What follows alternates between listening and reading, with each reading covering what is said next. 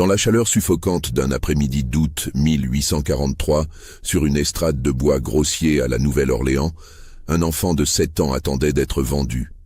Sa peau était blanche comme la craie, ses cheveux d'un jaune pâle presque translucide et ses yeux d'un rose fantomatique évitaient le regard des acheteurs qui le fixaient avec dégoût et fascination. Personne ne voulait de lui. Personne, jusqu'à ce qu'une femme d'une corpulence imposante, vêtue d'une robe de soie noire malgré la chaleur étouffante, lève soudain sa main gantée et prononce un prix qui fit taire toute la place. Ce que cette femme allait faire de cet enfant pendant les 15 années suivantes allait devenir l'un des secrets les plus sinistres jamais enfouis dans les terres marécageuses de la Louisiane française. Avant de continuer, abonnez-vous à cette chaîne et dites-nous dans les commentaires de quelle ville vous nous écoutez en ce moment. Votre soutien nous aide à continuer à déterrer ces histoires oubliées. La Louisiane des années 1840 était une terre de contrastes violents et de contradictions morales profondes. Dans les paroisses qui s'étendaient le long du Mississippi, les plantations de canne à sucre et de coton formaient de véritables royaumes féodaux où quelques familles blanches régnaient sur des centaines d'âmes noires enchaînées à la terre. La société créole, mélange complexe de traditions françaises, espagnoles et africaines, était strictement hiérarchisée selon des règles rigides de couleur de peau, d'origine et de fortune. À environ 40 kilomètres au sud de la Nouvelle-Orléans, dans une région où les bayous se mêlaient aux champs cultivés et où la brume matinale ne se levait jamais complètement, se trouvait la plantation Belvédère. Cette propriété de plus de 2000 hectares appartenait à la famille Duvernay depuis 3 générations. Les terres étaient fertiles, la production de canne à sucre abondante et la réputation de la famille, bien que respectée en surface, était entachée de rumeurs sourdes que personne n'osait formuler ouvertement. La demeure principale, une construction imposante de style colonial avec de larges vérandas à colonnes blanches, se dressait au centre d'une allée bordée de chênes centenaires drapés de mousse espagnole. Les quartiers des esclaves s'étendaient à l'arrière, une série de cabanes en planches alignées avec une précision militaire. Entre les deux, les champs de canne s'étiraient jusqu'à l'horizon, ondulant sous le vent chaud comme une mer verte et dentelée. La maîtresse de Belvédère, en 1843, était Madame Héloïse Duvernay, veuve depuis 5 ans. Son mari, Monsieur Armand Duvernay, était mort dans des circonstances que la famille avait rapidement enterrées sous le vernis du deuil convenable. Accident de cheval, avait-on dit. Une chute malheureuse lors d'une nuit de beuverie. Mais les domestiques de la maison chuchotaient d'autres versions, des versions qu'ils gardaient pour eux dans l'obscurité de leur quartier. Héloïse Duvernay était une femme dont la corpulence impressionnante était devenue légendaire dans toute la paroisse. Son corps massif se déplaçait avec une lenteur calculée à travers les pièces de la grande maison, et sa présence imposait un silence immédiat.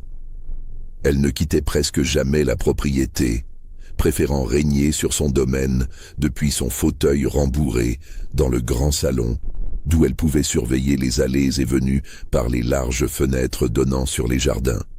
Ses robes étaient toujours de couleur sombre, noire ou violette profonde, et ses cheveux gris fer étaient tirés en un chignon serré qui accentuait la sévérité de ses traits. Avant ce jour d'août 1843, Madame Duvernay ne s'était jamais rendue personnellement à un marché aux esclaves.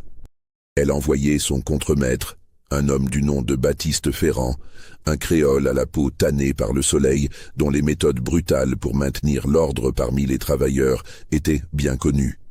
Mais ce jour-là, elle avait insisté pour faire le voyage elle-même, accompagnée seulement de Ferrand et de son cocher.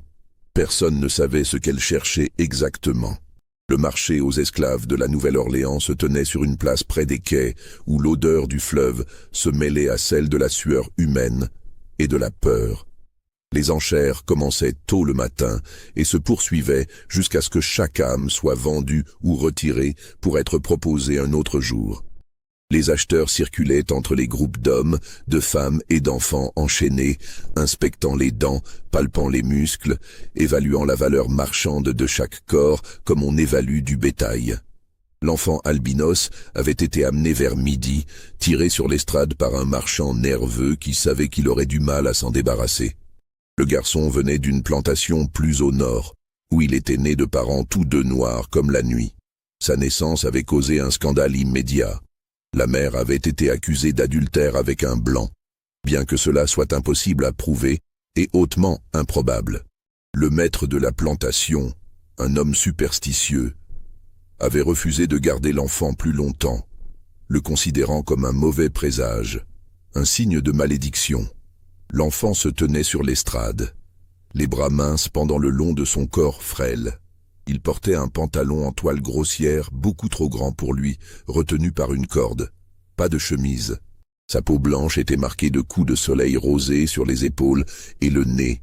Ses cheveux jaunes pâles tombaient en mèches désordonnées autour de son visage. Mais c'était surtout ses yeux qui fascinaient et repoussaient à la fois. Des yeux roses, presque rouges sous certains angles de lumière, avec des pupilles qui semblaient trop larges, trop absorbantes. Le marchand commença son boniment habituel, vantant la jeunesse du garçon, son potentiel de travail, sa docilité. Mais les murmures dans la foule couvraient sa voix. Les gens pointaient du doigt, certains faisaient des signes de croix. Quelques femmes détournaient le regard avec dégoût, les hommes ricanaient nerveusement. « Regardez-moi ce démon !» lança quelqu'un dans la foule. « Une malédiction ambulante !» renchérit un autre. « Qui voudrait amener ça chez soi ?» Le marchand tenta plusieurs fois de commencer les enchères, proposant un prix ridiculement bas. Personne ne répondait. L'enfant gardait la tête baissée, ses mains tremblaient légèrement.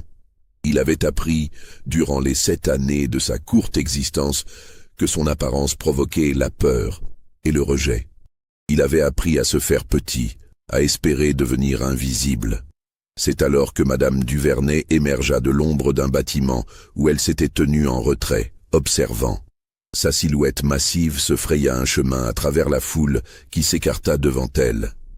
Les gens la reconnaissaient, connaissaient sa réputation de propriétaire impitoyable. Elle s'avança jusqu'au pied de l'estrade et leva les yeux vers l'enfant. Pour la première fois depuis qu'il était monté sur cette estrade, le garçon releva la tête. Leurs regards se croisèrent. Dans les yeux roses de l'enfant passa quelque chose, une étincelle de reconnaissance ou peut-être de terreur pure. Madame Duvernay ne souriait pas. Son visage large et pâle restait parfaitement impassible, mais ses yeux noirs ne quittaient pas ceux de l'enfant. « 50 $, dit-elle d'une voix claire qui porta à travers toute la place. Le silence qui suivit fut total. 50 $ pour un enfant albinos malade, craintif, probablement inutilisable pour le travail des champs sous le soleil brutal de Louisiane, c'était une somme absurde. Le marchand lui-même sembla surpris. « Madame, vous êtes certaine ? Je dois vous avertir que cet enfant... » « 75 $, coupa Madame Duvernay sans détourner son regard de l'enfant. « Est-ce que quelqu'un souhaite renchérir ?» Personne ne bougea, personne ne parla. L'affaire fut conclue en quelques minutes. Les papiers furent signés, l'argent changea de main, et l'enfant fut descendu de l'estrade et conduit vers la voiture de Madame Duvernay. Le contremaître Ferrand fronça les sourcils en observant la scène, mais n'osa pas questionner sa maîtresse. Dans la voiture qui les ramenait vers Belvédère, Madame Duvernay resta silencieuse pendant tout le trajet. L'enfant était assis en face d'elle, les mains posées sagement sur ses genoux, n'osant pas bouger. À un moment, elle sortit un mouchoir brodé et essuya la sueur de son front large. Puis elle parla, une seule phrase prononcée si doucement que le garçon dut tendre l'oreille pour l'entendre par-dessus le bruit des roues sur le chemin de terre. « Tu vas avoir un nouveau nom. Désormais, tu t'appelleras Armand, le nom de son mari mort. » Les premières semaines d'Armand à la plantation Belvédère furent marquées par une étrangeté qui ne passa pas inaperçue parmi les autres esclaves.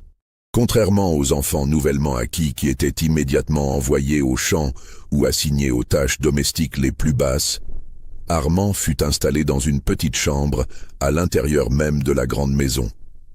Pas dans les quartiers des domestiques au rez-de-chaussée mais à l'étage, dans une pièce qui avait jadis servi de nursery. Cette chambre n'avait pas été ouverte depuis des années. Quand les domestiques durent la préparer sur ordre de Madame Duvernay, ils découvrirent qu'elle contenait encore tous les meubles d'origine. Un petit lit à baldaquin, une commode peinte en blanc, un cheval à bascule dans un coin et des étagères encore garnies de livres illustrés et de jouets poussiéreux. Les fenêtres avaient été fermées depuis si longtemps que l'air sentait le renfermer et le temps suspendu. Clotilde, la gouvernante de la maison, une femme noire libre d'une 50aine d'années qui travaillait pour les Duvernay depuis 20 ans, fut chargée de s'occuper de l'enfant. Elle avait vu beaucoup de choses étranges dans cette maison, mais l'arrivée d'Armand la troubla profondément. Quand elle interrogea prudemment Madame Duvernay sur les raisons de ce traitement inhabituel, la réponse fut glaciale et sans appel. Cet enfant restera dans cette chambre. Il prendra ses repas seul. Tu lui apporteras de la nourriture 3 fois par jour. Il ne doit pas sortir de la maison sans mon autorisation explicite. Il ne doit pas parler aux autres domestiques. Tu veilleras à ce qu'il ait des vêtements convenables. Tu lui enseigneras à lire et à écrire. Est-ce clair ? Clotilde avait acquiescé, la gorge serrée. Apprendre à lire et à écrire à un esclave était illégal en Louisiane. Mais elle savait qu'il était inutile et dangereux de contredire Madame Duvernay. Les premiers jours, Armand resta prostré dans un coin de sa nouvelle chambre, terrifié par ces changements incompréhensibles. Il avait passé toute sa vie dans une seule cabane surpeuplée, dormant à même le sol de terre battue, mangeant les restes quand il y en avait.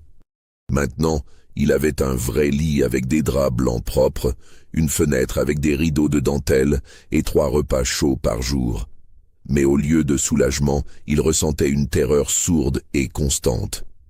Madame Duvernay venait le voir chaque soir.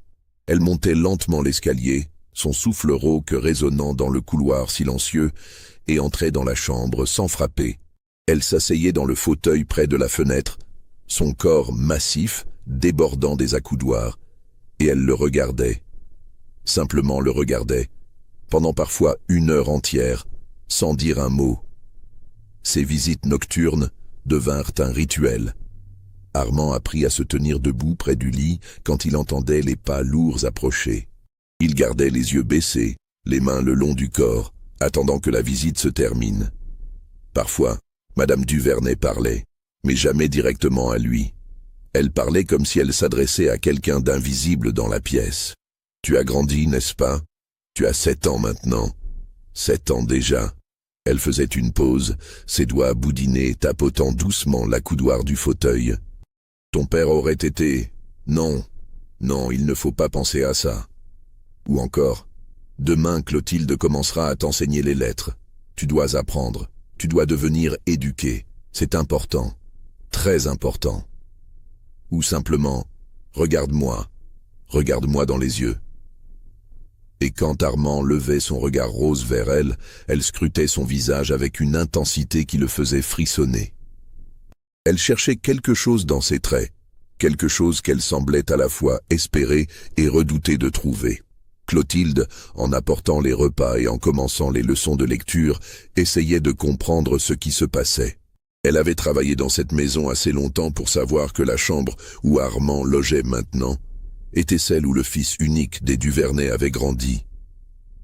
Un garçon nommé Armand Duvernay Junior, mort à l'âge de 7 ans, en 1833, 10 ans auparavant, d'une fièvre soudaine et violente. La coïncidence des noms ne pouvait être fortuite. Mais pourquoi Madame Duvernay avait-elle donné le nom de son fils mort à un enfant esclave albinos? La gouvernante se souvenait du petit Armand, un enfant gâté et capricieux que sa mère adorait avec une dévotion presque maladive. Sa mort avait transformé Héloïse Duvernay. Elle qui était déjà une femme imposante et autoritaire était devenue recluse, ne quittant presque plus la maison. Prenant du poids de façon spectaculaire, son chagrin se manifestant par une boulimie qu'elle ne cachait même pas. Pendant des mois après la mort de l'enfant, Héloïse avait refusé qu'on touche à sa chambre. Elle y passait des heures, assise dans le fauteuil, parlant toute seule. Les domestiques l'entendaient à travers la porte close, et certains juraient qu'elle menait des conversations complètes, comme si l'enfant mort lui répondait. Puis, progressivement, elle avait cessé ses visites. La chambre avait été fermée à clé. La vie avait repris son cours, du moins en apparence. Monsieur Duvernay, qui avait toujours été un homme distant avec sa femme, était devenu encore plus absent, passant ses nuits à boire et à fréquenter les bordels de la Nouvelle-Orléans, jusqu'à sa mort mystérieuse, 5 ans après celle de son fils. Maintenant, 10 ans après la mort du petit Armand, voilà que Madame Duvernay ramenait un autre enfant, lui donnait le même nom, l'installait dans la même chambre. Clotilde en parlait à voix basse avec les autres domestiques pendant leurs rares moments de repos. « C'est pas naturel », murmurait Joseph, la cuisinière. « Elle veut remplacer son fils mort par cet enfant fantôme. C'est une folie. »« Mais pourquoi lui ?» demandait Marie-Louise, une jeune domestique. « Pourquoi un albinos? Il ne se ressemble même pas. » Clotilde n'avait pas de réponse à cela. Le petit Armand Duvernay Junior avait eu les cheveux bruns de son père et les yeux noirs de sa mère. Rien en lui ne ressemblait à ce garçon à la peau de craie. Pourtant, au fil des semaines, Clotilde commença à remarquer quelque chose. Armand, malgré sa peur et sa confusion, montrait une intelligence vive. Il apprenait à lire avec une rapidité stupéfiante. Ses doigts pâles traçait les lettres avec une précision délicate. Quand elle lui lisait des passages de livres, il les retenait presque mot pour mot. Sa voix, quand il osait parler, était douce et bien articulée, sans l'accent créole marqué des esclaves des champs. Un soir, alors qu'elle lui apportait son dîner, elle le trouva assis par terre, un vieux portrait à la main. C'était un dessin au fusain qui avait dû glisser d'un livre sur l'étagère. Il représentait le visage d'un homme d'une trentaine d'années, aux traits fins et réguliers, aux yeux légèrement tristes. « Qui est-ce » demanda Armand doucement. Clotilde hésita, puis répondit « C'était le maître de cette maison, Monsieur Duvernay. Il est mort il y a 5 ans. » Armand étudia le portrait en silence pendant un long moment. Puis il dit, si bas que Clotilde dut se pencher pour l'entendre, « Il me ressemble. » La gouvernante sentit un frisson glacé descendre le long de sa colonne vertébrale. « Non, » se dit-elle, « c'est impossible. » Les traits du garçon étaient trop marqués par son albinisme pour vraiment ressembler à qui que ce soit. Et pourtant, il y avait quelque chose dans la forme du nez, dans le dessin de la bouche. Non, c'était son imagination. « Va dormir », dit-elle brusquement, prenant le portrait des mains du garçon. « Et ne pose plus de questions. » Mais les questions continuaient à tourner dans l'esprit de Clotilde, et pas seulement dans le sien. Dans les quartiers des esclaves, les spéculations allaient bon train. Baptiste Ferrand, le contremaître, s'était montré particulièrement agité depuis l'arrivée de l'enfant. Il questionnait les domestiques, cherchant à savoir ce que Madame Duvernay faisait avec le garçon albinos. Ferrand était un homme qui savait garder les secrets, mais il avait aussi l'instinct de flairer les situations potentiellement dangereuses pour lui. Il avait travaillé à Belvédère pendant 15 ans, depuis avant la mort du fils Duvernay. Il connaissait les habitudes de feu Monsieur Armand Duvernay senior, ses escapades nocturnes, ses visites fréquentes au quartier des esclaves, ses appétits particuliers. Il savait des choses que personne d'autre ne savait ou que personne d'autre n'osait formuler. Un soir, 3 mois après l'arrivée d'Armand, Ferrand osa frapper à la porte du bureau de Madame Duvernay. Elle le reçut avec une froideur inhabituelle. « Oui, Ferrand, que voulez-vous ?»« Madame, je m'inquiète pour la plantation. Les esclaves parlent. Ils trouvent étrange que cet enfant... Ce que les esclaves pensent ne vous regarde pas, » coupa-t-elle sèchement. « Votre travail est de vous assurer qu'il travaille, pas qu'il pense. » Bien sûr, madame, mais je dois vous dire que certains documents, des registres de naissance dans les quartiers, des dates qui correspondent... Madame Duvernay se leva lentement de son fauteuil. Malgré sa corpulence, ou peut-être à cause d'elle, sa présence était intimidante. « Monsieur Ferrand, je vous suggère d'être très prudent avec vos insinuations. Très prudent. Vous avez servi cette famille avec loyauté, et j'apprécie votre discrétion. Mais si vous commencez à fouiller dans des affaires qui ne vous concernent pas, vous pourriez découvrir que votre position ici n'est pas aussi sécurisée que vous le pensez. » Le silence qui suivit fut lourd de menaces non formulées. Ferrand baissa la tête et se retira. Mais il ne cessa pas ses investigations discrètes. Au contraire, les paroles de Madame Duvernay ne firent que confirmer ses suspicions. Il se mit à consulter les vieux registres de la plantation, ces cahiers épais, où étaient consignées les naissances, les morts, les achats et les ventes d'esclaves. En août 1836, 7 ans auparavant, il trouva une entrée qui l'arrêta net. Une femme nommée Sarah avait donné naissance à un fils. L'enfant était décrit comme anormal, peau blanche, yeux roses. Le père n'était pas mentionné, comme c'était toujours le cas pour les enfants d'esclaves. 3 jours après la naissance, une autre entrée indiquait que l'enfant et la mère avaient été vendus à un marchand itinérant pour une somme dérisoire. Débarrassé du fardeau, était noté en marge. Ferrand calcula rapidement. Août 1836. Cela ferait maintenant 7 ans à l'enfant, exactement l'âge qu'Armand avait déclaré avoir lors de son achat. Ce devait être le même garçon, mais ce qui troublait le plus Ferrand, c'était la date de conception.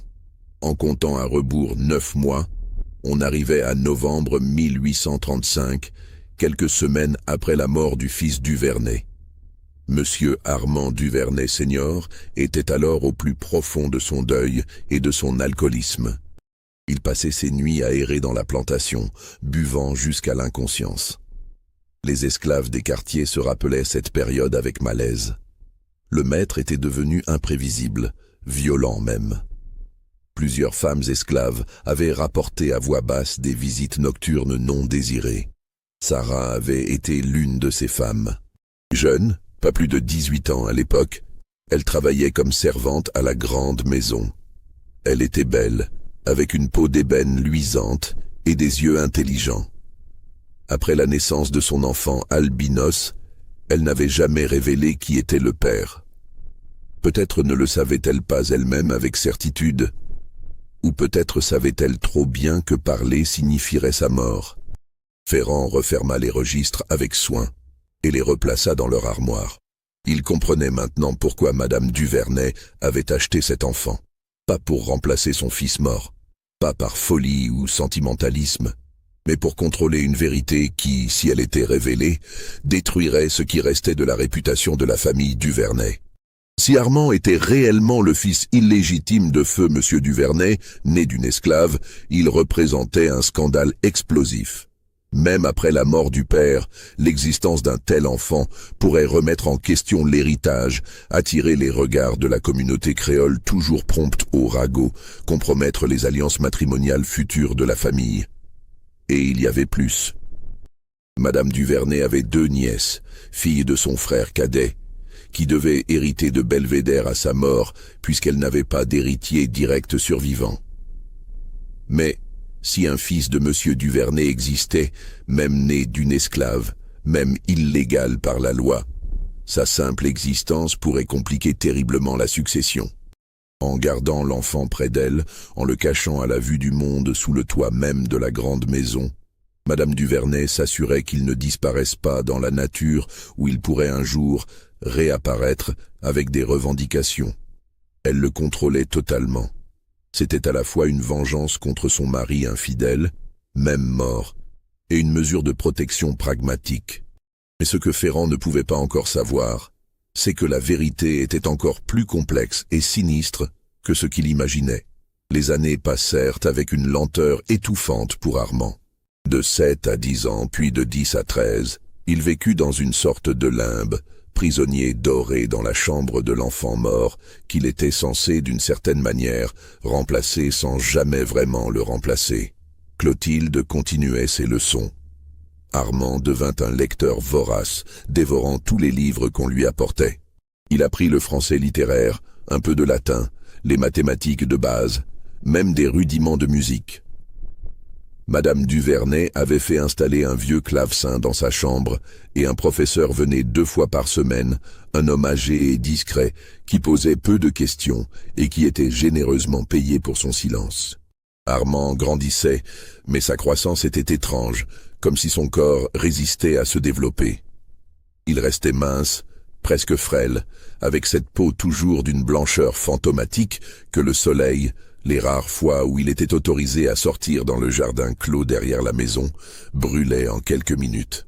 Ses yeux roses s'étaient intensifiés avec l'âge, devenant presque rouges sous certaines lumières. Et sa vision, toujours faible, nécessitait qu'il se tienne très près des livres pour lire. Les visites nocturnes de Madame Duvernay continuaient, mais elles évoluaient. Elle ne se contentait plus de le regarder en silence. Elle commençait à parler davantage, et ses monologues prenaient une tournure de plus en plus troublante.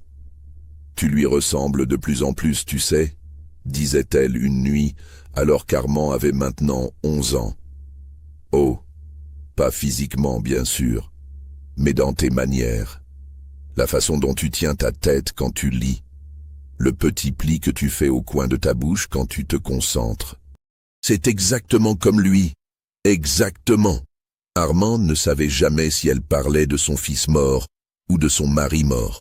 Parfois, il avait l'impression qu'elle mélangeait les deux, comme si dans son esprit tourmenté, il ne faisait qu'un. D'autres fois, elle apportait des objets, des reliques du passé. Un soir, elle déposa sur le lit à côté d'Armand un costume d'enfant soigneusement plié, en velours bleu marine avec des boutons dorés. C'est ce qu'il portait pour son 7e anniversaire. Essaie-le. Armand hésita, puis obéit. Le costume était trop grand pour son corps maigre, mais Madame Duvernay sourit pour la première fois depuis des mois, un sourire triste et hanté. « Oui, oui, c'est bien. Tu le garderas. » Une autre fois, elle lui montra un médaillon contenant une mèche de cheveux bruns. « Ces cheveux, je les ai coupés la nuit avant qu'on l'enterre. Ils étaient si doux, si beaux, pas comme les tiens. Les tiens sont... » Elle s'interrompit, son visage se durcissant. « Peu importe, ils sont ce qu'ils sont. » Armand commença à comprendre, avec une clarté terrifiante, qu'il n'était pas là pour être éduqué ou protégé. Il était là pour servir de substitut à un fantôme, pour porter le poids d'un chagrin qui ne lui appartenait pas. Mais il sentait aussi qu'il y avait autre chose, une vérité plus profonde que personne ne voulait articuler. À 13 ans, lors d'une de ces nuits d'été étouffantes où l'air semblait trop épais pour respirer, Armand osa poser la question qui le hantait depuis des années. « Madame, puis-je vous demander quelque chose ?» Madame Duvernay, qui avait pris l'habitude d'apporter une bouteille de sherry lors de ses visites nocturnes et d'en boire plusieurs verres avant de parler, leva les yeux vers lui. Son visage était rougi par l'alcool et la chaleur, sa respiration difficile. « Parle. Pourquoi m'avez-vous acheté? Pourquoi moi et pas un autre enfant ?» Le silence qui suivit fut si long qu'Armand crut qu'elle ne répondrait pas. Puis, d'une voix lente et légèrement pâteuse, elle dit « Tu veux savoir la vérité, la vraie vérité ?» Elle rit, un son amer et sans joie. « Très bien. Tu as l'âge de comprendre, je suppose. Je t'ai acheté parce que tu es le fils de mon mari. Tu es né d'une de ces putains. Une esclave nommée Sarah qui l'a violée dans son ivresse peu après la mort de notre fils. Quand l'enfant est né albinos, ils ont tous pensé que c'était une malédiction, une punition divine. Ils t'ont vendu pour se débarrasser de toi. Mais moi, quand j'ai entendu parler de toi, quand j'ai appris qu'un enfant albinos né ici même à Belvédère avait refait surface sur le marché aux esclaves, j'ai su que tu étais sa semence, et j'ai décidé que tu ne disparaîtrais pas comme ça. Non, tu resterais ici, sous mon contrôle, pour toujours. Tu es la preuve vivante de sa trahison, et tu resteras enfermé comme le secret que tu es. » Armand sentit ses jambes se dérober. Il s'assit lourdement sur le bord du lit. Le monde basculait autour de lui. Il avait un père mort, mais un père quand même. Et cette femme qu'il avait achetée, qui le gardait prisonnier dans cette chambre depuis 6 ans, était... Quoi? Pas sa mère, jamais sa mère, mais la veuve de son père, sa belle-mère dans un sens horrible et perverti. « Ma mère, » murmura-t-il. « Sarah, qu'est-elle devenue ?» Madame Duvernay vida son verre et le reposa bruyamment sur la table. « Je ne sais pas. Morte, probablement. Les esclaves ne vivent pas longtemps quand ils sont vendus à des marchands itinérants. Ils finissent dans des plantations encore pires que celle-ci. ou dans des maisons de passe de la Nouvelle-Orléans, ou mort dans un fossé quelque part. Cela n'a pas d'importance. Cela a de l'importance pour moi, dit Armand avec une audace qui le surprit lui-même. Le regard de Madame Duvernay se durcit dangereusement. Tu n'as aucun droit de réclamer quoi que ce soit, petit bâtard. Tu es moins que rien. Tu es la honte incarnée de cette famille. Je te garde ici par charité, comprends-tu? Par charité et pour m'assurer que tu ne sortes jamais raconter ton histoire au monde. Elle se leva avec difficulté, son corps massif oscillant légèrement. Et maintenant que tu connais la vérité, tu comprendras mieux pourquoi tu ne quitteras jamais cette chambre. Jamais. Même si tu vis jusqu'à 100 ans, tu mourras entre ces 4 murs. Elle sortit, claquant la porte derrière elle. Armand entendit la clé tourner dans la serrure, un bruit qu'il connaissait bien mais qui, cette nuit-là, sonnait avec une finalité nouvelle et terrible. Allongé dans le noir, Armand pleura pour la première fois depuis des années. Il pleura sur sa mère qu'il n'avait jamais vraiment connue, sur son père qu'il avait engendré dans la violence et qui ne saurait jamais qu'il existait, sur lui-même, condamné à être un secret vivant, un fantôme parmi les vivants. Mais les larmes ne durèrent pas longtemps. Avec les années de solitude et de lecture, Armand avait développé une résilience intérieure surprenante. Et surtout, il avait appris à observer, à écouter, à collecter des fragments d'informations lors des rares conversations qu'il avait avec Clotilde, ou quand il entendait des voix à travers les murs minces de la vieille maison. Il savait maintenant qui il était. Et cette connaissance, aussi douloureuse soit-elle, était aussi une forme de pouvoir. Un pouvoir qu'il ne savait pas encore comment utiliser, mais qui existait néanmoins. Dans les mois qui suivirent cette révélation, les visites de Madame Duvernay devinrent plus rares et plus brèves. Elle semblait regretter d'avoir parlé, ou peut-être craignait-elle d'avoir créé un nouveau danger en lui révélant la vérité.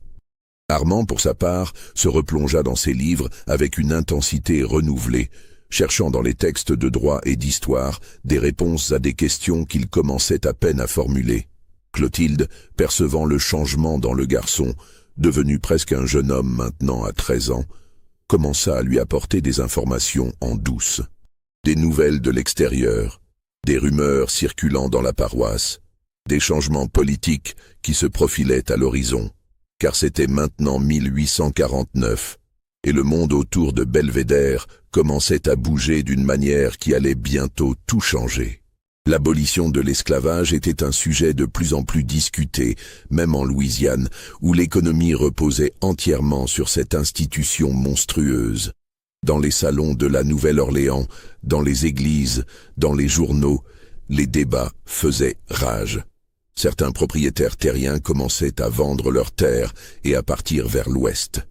D'autres se préparaient à défendre leur mode de vie par tous les moyens. Madame Duvernay ne sortait plus jamais de la maison maintenant.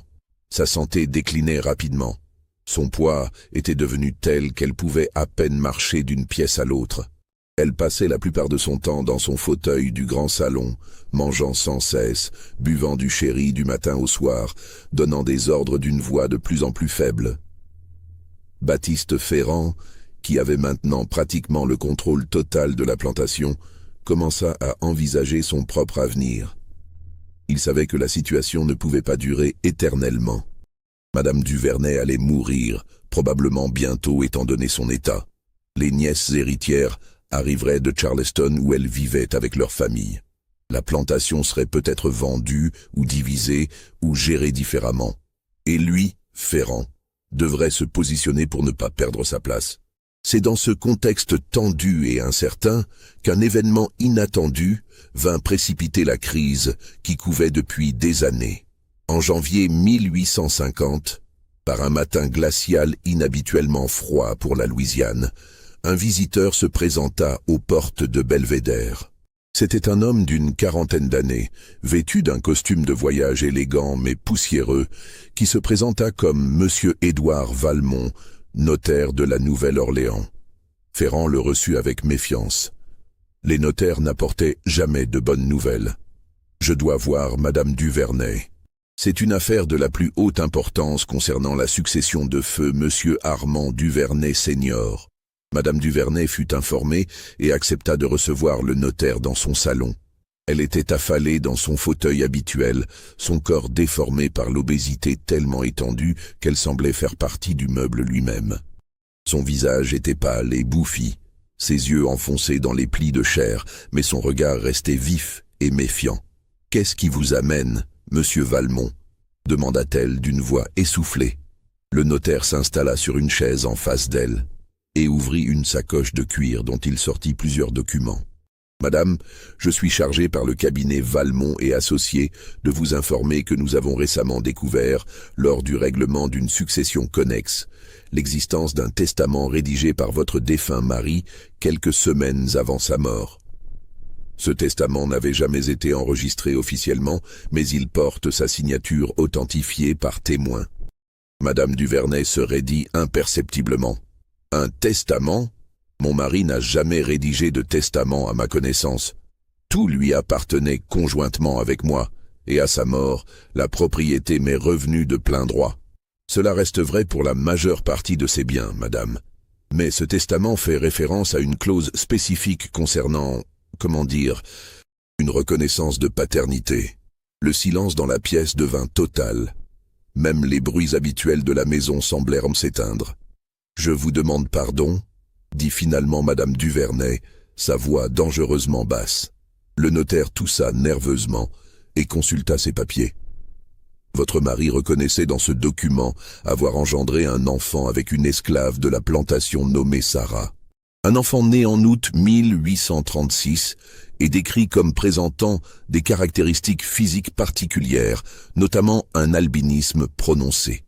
Si cette révélation vous glace le sang, likez cette vidéo et dites-nous dans les commentaires ce que vous pensez qu'il va se passer maintenant. N'oubliez pas de vous abonner pour ne manquer aucune de ces histoires oubliées. Madame Duvernay ferma les yeux un instant, comme si elle cherchait à rassembler ses forces. « Continuez », ordonna-t-elle. « Votre mari stipulait dans ce testament que si cet enfant venait à être retrouvé un jour, une somme de 5 000 $ devrait lui être versée à sa majorité, soit à l'âge de 21 ans, ainsi qu'une parcelle de terre d'environ 100 hectares, située à la limite ouest de la propriété Belvédère. « C'est ridicule », dit Madame Duvernay d'une voix tremblante de rage. « Ce testament n'a aucune valeur légale. Un enfant né d'une esclave n'a aucun droit à l'héritage. Les lois de la Louisiane sont très claires sur ce point. C'est effectivement un point de droit complexe, madame, mais je dois vous informer que votre mari avait pris des dispositions inhabituelles. Dans son testament, il affranchissait rétroactivement l'enfant et sa mère Sarah, leur accordant le statut de personne libre de couleur. Si nous pouvons prouver que cet affranchissement était valide au moment de la conception ou de la naissance, alors l'enfant pourrait techniquement avoir des droits limités sur la succession. » Madame Duvernay émit un rire qui ressemblait plus à un râle. « Et je suppose que vous êtes venu ici pour me dire que vous avez retrouvé cet enfant ? » « Non, madame, nous n'avons aucune information sur le devenir de l'enfant ou de sa mère après leur vente en 1836. Ils ont disparu dans les circuits d'esclavage et sont probablement morts depuis longtemps. Mais la loi m'oblige à vous informer de l'existence de ce testament et à lancer une recherche officielle. Si l'enfant est vivant et peut être retrouvé et identifié avec certitude, il aura des droits. »« Une recherche, » répéta Madame Duvernay lentement. « Vous allez donc fouiller tous les registres, interroger tous les marchands d'esclaves, placarder des avis dans tous les journaux. C'est notre obligation légale, madame. » Le notaire rassembla ses documents et se leva pour partir. Mais avant qu'il n'atteigne la porte, Madame Duvernay dit « Monsieur Valmont, attendez. » Le notaire se retourna. « Supposons hypothétiquement que cet enfant soit retrouvé. Que se passerait-il exactement ? » « Eh bien, madame, une fois son identité vérifiée, il devrait être émancipé s'il est encore esclave. Et à sa majorité, il recevrait l'argent et la terre stipulés. Bien sûr, cela créerait certaines complications sociales. Un homme de couleur possédant des terres dans cette paroisse ne serait pas bien vu.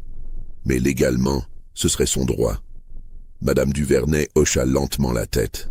« Je vois. Merci pour ces informations, monsieur Valmont. Vous pouvez disposer. Baptiste va vous raccompagner. » Après le départ du notaire, Madame Duvernay resta immobile dans son fauteuil pendant plus d'une heure, fixant le vide devant elle. Son esprit travaillait fébrilement, pesant ses options, évaluant les dangers. Armand était en vie. Il était ici même dans cette maison, à l'étage au-dessus. Si sa véritable identité était découverte, si les recherches officielles menaient à Belvédère, si quelqu'un, n'importe qui, faisait le lien entre le garçon albinos qu'elle avait acheté il y a 7 ans et l'enfant recherché, ce serait un scandale monumental. Et surtout, l'héritage de Belvédère serait compromis. Même une parcelle de 100 hectares et 5 000 $ représentait une fortune considérable. Mais plus que l'argent, c'était la honte qu'elle ne pouvait pas supporter. L'idée que le bâtard de son mari, le produit de sa trahison, puisse réclamer publiquement son héritage, porter le nom Duvernay même indirectement, exister aux yeux du monde comme une preuve vivante de l'adultère et du viol. Non, cela ne pouvait pas arriver. Elle appela Ferrand et lui donna des instructions précises. Toutes les recherches concernant l'enfant albinos devaient aboutir à des impasses. Si des enquêteurs venaient à Belvédère, ils ne devaient trouver aucune trace, aucun registre mentionnant la naissance ou la vente d'un tel enfant. Les vieux cahiers devaient être modifiés, les pages arrachées, si nécessaire. Et le garçon à l'étage demanda prudemment Ferrand. Madame Duvernay le fixa avec des yeux froids. Le garçon ne doit jamais, jamais sortir de cette maison. Ni maintenant, ni jamais. Est-ce clair ? Oui, madame. Mais, si je peux me permettre, les domestiques parlent. Ils savent qu'il est ici. Si quelqu'un vient enquêter, les domestiques seront muets ou ils disparaîtront, dit madame Duvernay avec une simplicité glaçante. Je m'occuperai de cela. Dans les semaines qui suivirent, l'atmosphère à Belvédère devint oppressante. Clotilde remarqua que madame Duvernay la surveillait constamment maintenant. Les autres domestiques recevaient des avertissements voilés sur la discrétion et la loyauté. Un jeune palefrenier qui avait été entendu en train de bavarder sur l'enfant fantôme de la maison fut vendu à un marchand de passage sans explication. Armand, dans sa chambre à l'étage, sentait le changement sans en comprendre la cause. Ses repas arrivaient maintenant par un domestique différent chaque jour, jamais plus Clotilde. Quand il demandait pourquoi, on ne lui répondait pas. La porte de sa chambre était maintenant verrouillée en permanence de l'extérieur. Même les petites promenades dans le jardin clos qu'on lui permettait occasionnellement furent supprimées. Il passa de longs jours à regarder par la fenêtre, observant la vie de la plantation se dérouler en contrebas sans qu'il puisse y participer. Il voyait les esclaves travailler dans les champs lointains, les charrettes aller et venir, le contremaître Ferrand parcourir les allées à cheval. Il se sentait comme un prisonnier dans une tour, mais sans savoir quel crime il avait commis pour mériter cette peine. Un soir, alors que le crépuscule teintait le ciel de rouge sang, Armand découvrit quelque chose qui allait tout changer. En déplaçant son lit pour atteindre un livre tombé derrière, il sentit sous ses pieds une planche du parquet qui bougeait. Intrigué, il s'agenouilla et l'examina de plus près. La planche était descellée, et dessous, il y avait un espace creux. Il retira la planche avec précaution et découvrit une petite cachette contenant une boîte en métal. Les mains tremblantes, il l'ouvrit. À l'intérieur se trouvaient des lettres, toutes adressées à « Mon cher Armand » et signées « Ton père qui t'aime ». Elles dataient de différentes années. Les plus anciennes écrites quand le fils Duvernay avait 3 ou 4 ans. Les plus récentes juste avant sa mort. Armand passa la nuit à lire ces lettres à la faible lumière d'une chandelle. C'étaient des lettres d'un père à son fils, pleines d'affection, de conseils, de rêves pour l'avenir. Mais ce qui frappa Armand, ce fut le ton dans les dernières lettres, celles écrites dans les mois précédant la mort de l'enfant. Le père semblait pressentir quelque chose, comme s'il avait peur. « Mon cher fils », écrivait Armand Duvernay Senior dans une lettre datée du mois avant la mort de l'enfant, « si tu lis ces mots, c'est que tu as grandi et que tu as trouvé cette cachette comme je te l'ai enseigné. Tu dois savoir certaines choses sur notre famille, des choses que ta mère préfère garder secrètes. Notre fortune est bâtie sur du sang et des larmes, et je crains que ce sang ne réclame un jour son dû. Sois prudent avec ta mère. Elle t'aime à sa manière, mais c'est un amour possessif et dangereux. Ne la contrarie jamais, ne la défie jamais. Et surtout, mon fils, si tu apprends un jour que tu as un frère ou une sœur, même né dans les circonstances les plus indignes, ne les rejette pas. Le sang est le sang, et nous devons répondre de nos péchés. Armand referma la lettre avec des mains tremblantes. Un frère ou une sœur dans des circonstances indignes.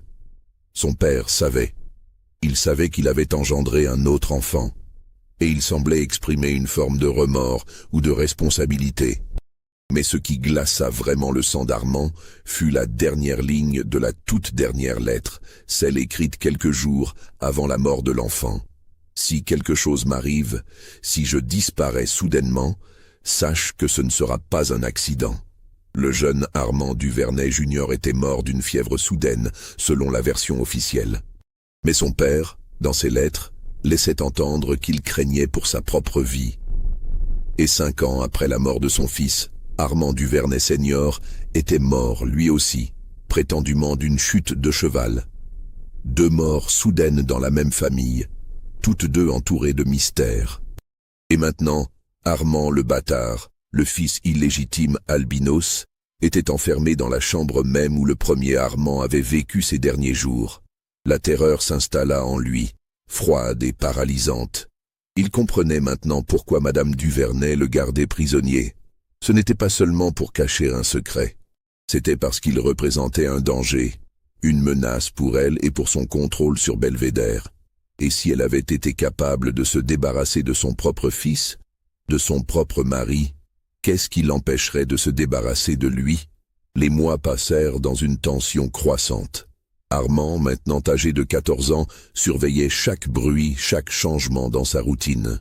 Il avait caché les lettres sous son matelas, ne les sortant que la nuit pour les relire, cherchant des indices, des preuves de ce qu'il commençait à suspecter. Clotilde réapparut enfin un soir, apportant son dîner. Son visage était marqué par l'inquiétude et la fatigue. Dès qu'elle ferma la porte derrière elle, Armand se précipita vers elle. « Clotilde, qu'est-ce qui se passe? Pourquoi tout a changé ?» La gouvernante hésita, puis murmura rapidement. « Il y a des hommes qui sont venus poser des questions, des notaires, des enquêteurs. Ils cherchent un enfant albinos né ici il y a 14 ans. Madame Duvernay a fait disparaître tous les registres, mais ils continuent à fouiller. Elle a peur, une peur terrible, et quand elle a peur, elle devient dangereuse. Est-ce qu'ils savent que je suis ici? Non, personne ne parle, tous ont trop peur, mais Armand... » Elle baissa encore plus la voix. « Tu dois comprendre quelque chose, je ne peux plus me taire. Je dois te dire ce que je sais, car si je meurs demain, personne ne le saura jamais. » Elle s'assit lourdement sur le bord du lit, ses mains tremblant légèrement. « Le petit Armand, le fils de Madame Duvernay, n'est pas mort de fièvre. Je le sais parce que j'étais là cette nuit-là. J'ai vu ce qui s'est passé. » Armand sentit son cœur battre à tout rompre. Qu'est-ce qui s'est passé? L'enfant était difficile, capricieux, il faisait des colères terribles. Ce soir-là, il avait refusé de manger, jeté son assiette contre le mur, crié qu'il haïssait sa mère. Madame Duvernay était déjà une femme au tempérament violent. Mais depuis des mois, elle était devenue pire. Elle buvait beaucoup, mangeait sans cesse, et sa colère était imprévisible. Quand l'enfant l'a insultée ce soir-là, elle a perdu le contrôle. Clotilde ferma les yeux, la douleur du souvenir visible sur son visage. Elle l'a frappé. Fort. L'enfant est tombé et sa tête a heurté le coin de la commode. Il y a eu beaucoup de sang. Madame Duvernay a paniqué. Elle m'a appelé, m'a ordonné d'aller chercher Monsieur Duvernay. Mais quand il est arrivé, l'enfant était déjà mort. Nous avons su immédiatement que c'était fini. « Mon Dieu !» murmura Armand. Monsieur Duvernay voulait appeler le docteur. Avouer ce qui s'était passé. Mais Madame Duvernay a refusé. Elle a dit qu'elle serait pendue pour avoir tué son propre enfant. Elle a exigé qu'on maquille la scène. On a mis l'enfant dans son lit, on a nettoyé le sang.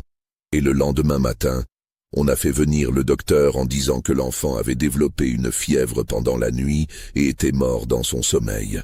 Le docteur, un vieil homme qui n'y voyait plus très clair et qui avait été grassement payé, n'a posé aucune question. Les larmes coulaient maintenant sur les joues de Clotilde. Mais M. Duvernay n'a jamais été le même après cela. Il a sombré dans l'alcool et le désespoir. Il passait ses nuits à errer, à boire, à chercher l'oubli dans les bras de n'importe quelle femme. C'est pendant cette période qu'il a pris ta mère de force. Sarah me l'a raconté en pleurant, quelques semaines avant ta naissance. Elle savait que tu serais né de la violence et du chagrin. Et mon père, comment est-il vraiment mort? Clotilde secoua la tête. Je ne sais pas avec certitude. Mais la nuit de sa mort, j'ai entendu Madame Duvernay et lui se disputer violemment. Il criait qu'il allait tout avouer, qu'il ne pouvait plus vivre avec cette culpabilité. Elle le suppliait de se taire. Puis il y a eu un grand bruit, comme quelque chose de lourd qui tombait. Et ensuite le silence. Le lendemain matin, on a trouvé Monsieur Duvernay mort au pied de l'escalier, le cou brisé. Madame Duvernay a dit qu'il était tombé dans son ivresse. Peut-être était-ce vrai. Peut-être. Armand était paralysé par l'horreur de ces révélations. Il vivait sous le même toit qu'une femme qui avait tué son propre fils, qui avait peut-être tué son mari, et qui le gardait prisonnier maintenant, lui, le dernier témoin vivant des péchés de la famille Duvernay. « Pourquoi me dis-tu tout cela maintenant ?» demanda-t-il. « Parce que je crois que Madame Duvernay devient folle. Sa santé décline, elle ne peut presque plus bouger, mais son esprit est devenu encore plus tortueux. Elle a peur que tu sois découvert, que la vérité sur son fils et son mari soit révélée. Et quand elle a peur, elle élimine les menaces. » Clotilde prit les mains d'Armand dans les siennes. « Tu dois partir d'ici, tu dois t'échapper. »« Comment ? La porte est verrouillée. Les fenêtres sont trop hautes. Il y a un passage. Une vieille sortie de service que les architectes ont construite il y a des décennies. Elle part du grenier et descend dans un conduit jusqu'au sous-sol. Personne ne l'utilise plus depuis des années, mais elle existe encore.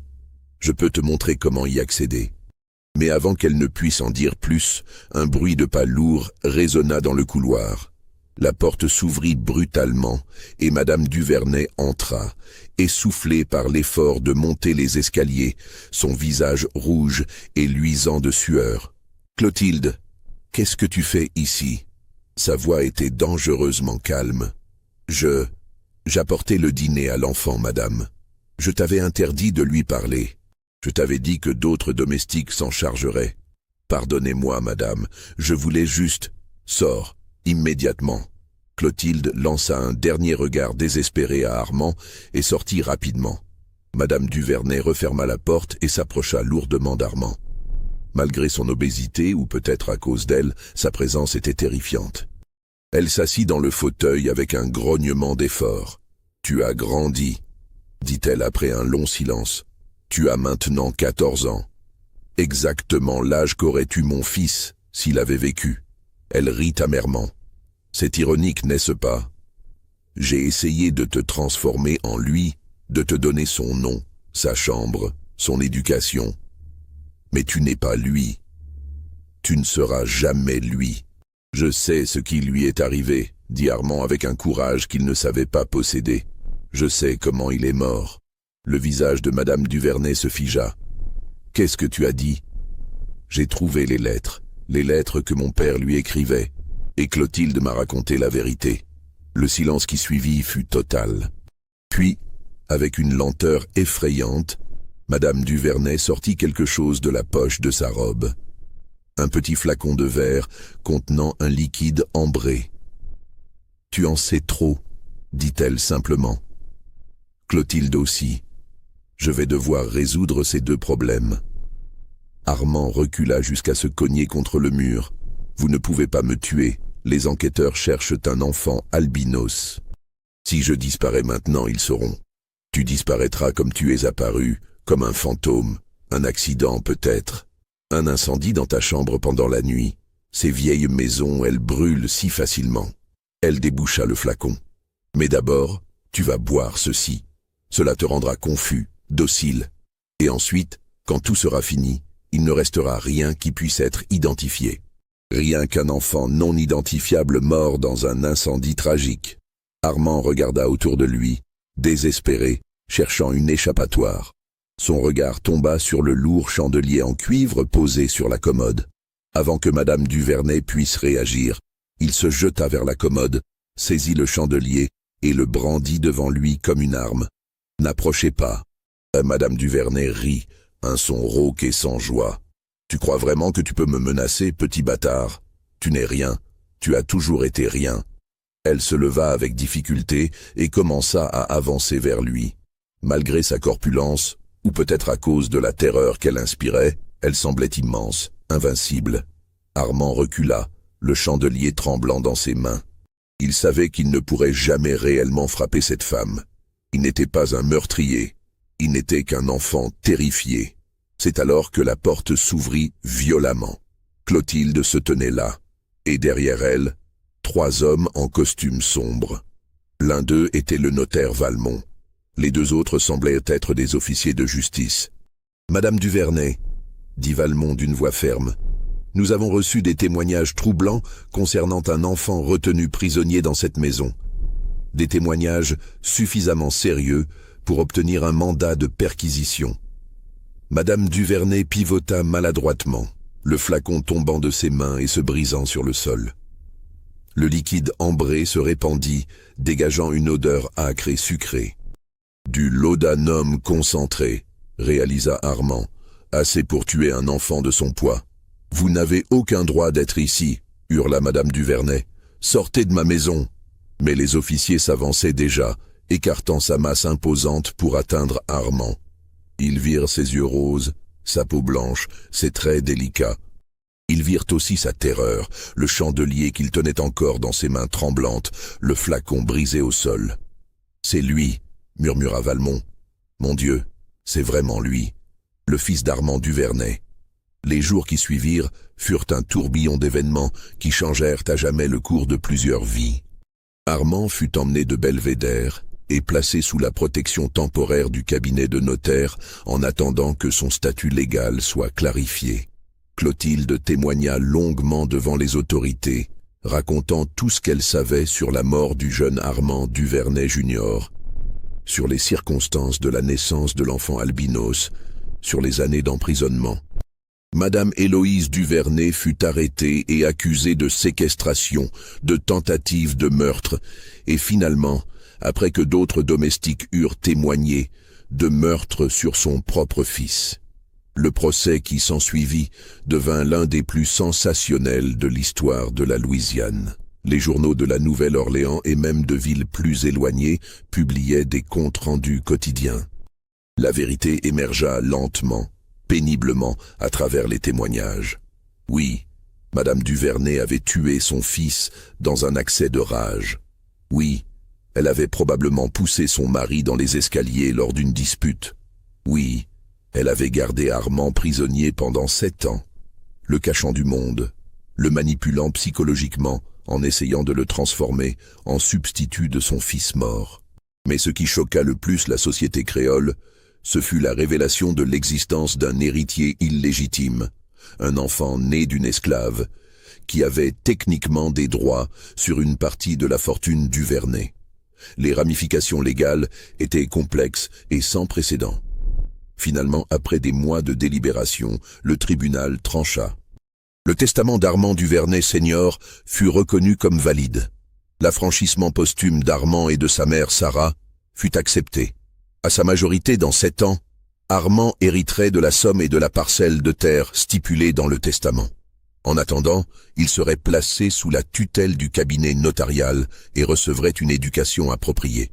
Madame Héloïse Duvernay ne vécut pas assez longtemps pour voir le verdict final. Elle mourut en prison 6 mois après son arrestation, son corps massif finalement vaincu par des années d'excès et par le poids écrasant de sa culpabilité. Certains dirent qu'elle s'était laissée mourir, refusant de manger, acceptant enfin la punition qu'elle avait évitée pendant si longtemps. Baptiste Ferrand, le contremaître, disparut avant le procès et ne fut jamais retrouvé. On supposa qu'il était parti vers l'ouest, vers le Texas ou la Californie, emportant avec lui ses propres secrets. Belvédère fut vendu aux enchères pour payer les dettes et les frais de justice. La grande maison, témoin de tant de tragédies, fut achetée par une famille du Nord qui ne connaissait rien de son histoire sombre. Les esclaves furent dispersés, certains vendus, d'autres libérés selon les dispositions testamentaires compliquées qui émergèrent du règlement de la succession. Clotilde reçut sa liberté et une petite somme d'argent en remerciement pour son témoignage courageux. Elle ouvrit une petite pension de famille à la Nouvelle-Orléans et resta en contact avec Armand pendant de nombreuses années. Et Armand lui-même, pendant les 7 années qui séparèrent sa libération de sa majorité, il vécut dans une série de pensions sous la supervision du notaire Valmont. Il continua son éducation, se révélant être un élève exceptionnel. Il apprit le droit, les mathématiques avancées, la littérature, les langues. Mais il apprit aussi, lentement et douloureusement, à vivre dans le monde, un monde qui le regardait toujours avec curiosité et parfois avec dégoût en raison de son apparence. À 21 ans, en 1857, Armand reçut son héritage. Les $5 000 et les 100 hectares de terre lui furent officiellement transférés. Mais la Louisiane de 1857 n'était plus celle de 1843. Les tensions sur l'esclavage atteignaient leur point de rupture. La guerre civile approchait à grands pas. Un homme de couleur libre possédant des terres était vu avec suspicion et hostilité. Armand vendit rapidement la parcelle et utilisa l'argent pour partir vers le nord. Il s'installa finalement à Philadelphie, où il devint copiste juridique pour un cabinet d'avocats abolitionnistes. Il changea son nom, abandonnant Duvernay pour adopter un patronyme plus anonyme. Il vécut une vie discrète et solitaire, ne se mariant jamais, ne parlant jamais de son passé. Dans ses rares moments de réflexion, assis dans son modeste appartement de Philadelphie, Armand pensait parfois à cette chambre de Belvédère où il avait passé 7 ans de sa vie. Il pensait au petit Armand Duvernay Junior, l'enfant dont il avait porté le nom et la chambre mais jamais vraiment l'identité. Il pensait à sa mère Sarah, qu'il n'avait jamais connue, qui avait disparu dans les ténèbres du système esclavagiste et dont on n'avait plus jamais entendu parler. Il pensait à Madame Héloïse Duvernay, cette femme monstrueuse et pitoyable à la fois, consumée par son chagrin et sa culpabilité jusqu'à devenir elle-même une créature de cauchemar. Et il pensait à son père, Armand Duvernay Senior, un homme qu'il n'avait jamais rencontré, mais dont il avait lu les lettres, un homme rongé par le remords, qui avait tenté, trop tard et trop faiblement, de réparer ses torts. Toute cette souffrance, toute cette tragédie. Pourquoi ? Pour préserver les apparences d'une famille respectable, pour maintenir l'ordre social d'un système pourri jusqu'à la moelle, pour cacher des secrets qui, une fois révélés, avaient détruit tout ce qu'ils étaient censés protéger. Armand vécut jusqu'à l'âge de 47 ans. Il mourut en 1876 d'une pneumonie, seul dans son appartement de Philadelphie. Il n'avait ni famille, ni amis proches. Ses biens, modestes, furent légués à une société de charité aidant les anciens esclaves à s'établir dans le Nord. Dans ses papiers personnels, les exécuteurs testamentaires trouvèrent un journal intime qu'il avait tenu pendant des années. Sur la première page, écrit d'une main ferme et élégante, il y avait ces mots. « Je suis né d'un viol, nommé d'après un mort, emprisonné pour un crime que je n'avais pas commis, et libéré pour hériter de la culpabilité d'une famille qui n'était pas vraiment la mienne. J'écris ceci pour que quelqu'un, un jour, sache que j'ai existé, que j'étais réel, que malgré tout ce qui a été fait pour m'effacer, je suis devenu une personne. Et peut-être, en racontant cette histoire, quelqu'un comprendra que les secrets enterrés ne meurent jamais vraiment. Ils pourrissent sous la surface et empoisonnent tout ce qu'ils touchent.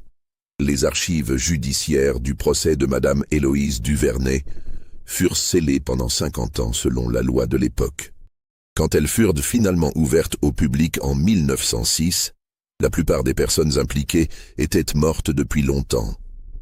L'affaire devint une note de bas de page dans l'histoire de la Louisiane d'avant-guerre, une anecdote bizarre rapidement oubliée au profit d'événements plus importants.